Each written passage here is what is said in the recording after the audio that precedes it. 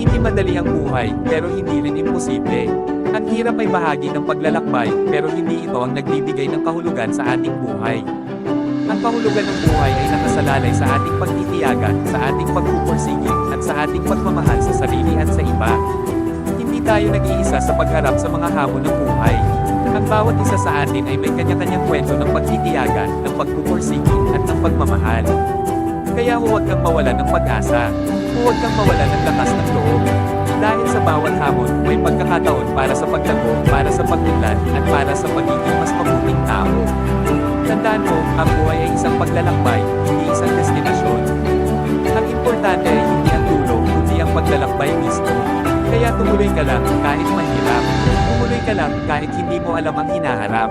Dahil sa bawat hakbang, may pagkakataon para sa pag-asa, para sa pag-ibig, at para sa pagiging mas mabuting tao.